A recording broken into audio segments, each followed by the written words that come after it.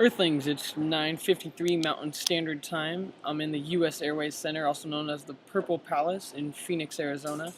Suns just got off a game, and we're going to talk draft prospects, NFL draft prospects, and four names you should hear of who are going to be stars in the NFL in 3 years, and that's a Topher Lambert guarantee. First player who I think is going to go number 2 overall to the Jacksonville Jaguars is defensive end Dion Gordon. That's D-I-O-N, Dion Gordon. He is a great 3-4 linebacker, a great pass rusher. And I think really the edge factor when I look into him is his speed just absolutely dominates. Gus Bradley is someone who coached under Pete Carroll, knows speed kills, and Oregon has preached that, and we've seen it through Chip Kelly. And he's been really able to get some sacks and get some great rushes to the pass, and he can also do an excellent job covering the tight end, which is a major factor. We're going to get our first lineman off the board now with Eric Fisher out of Central Michigan. Stature is all about this kid. 6'8" overall, over 310 pounds, a monster at the left or right tackle position. He's ambidextrous, so he can play on both sides, and that's a crucial factor for an NFL coach. Luke Joeckel might be the average person people will say out of Texas A&M over Eric Fisher. I like Fisher's size, and I like his ability to guard the run and guard the pass, both overall. I think Luke Joeckel's more of a pass rusher or a pass blocker than a run blocker. Next off the board, we're going to have one of my favorite prospects in Bervikius Mingo. I hope I'm not butchering his name, I really do.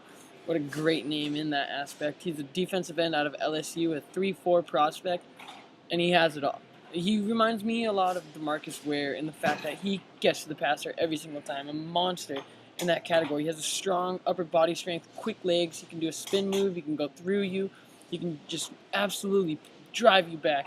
And that is a major aspect for a defensive end player in that position. And last but certainly not least is going to be tight end Zach Ertz out of Stanford. He played with Andrew Luck his first 2 years.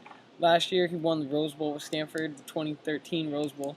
And he's someone who has obviously intelligence as a Stanford alumni, but he possesses a certain capability of going up and making big-time catches. In this day and age, we've seen the tight end position really evolve into not just as much of a blocker as it really was in the occasional third down pass option, but it really emerged thanks to Antonio Gates, Tony Gonzalez. We're going to see Ed Dixon break out of the Ravens. He was another person I predicted out of Oregon in a couple years.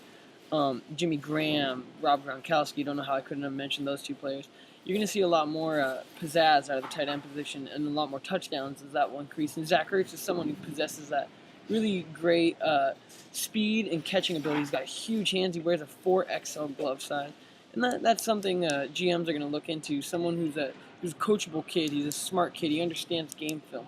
And he's someone who can make a big play. As you saw, if you go back and watch the Stanford highlights, he's made some big catches in that Rose Bowl game for them in 2013 against Wisconsin. I believe he was their leading receiver, and he's been that way for a long time. He's been able to make the big play. All right, thanks so much, guys.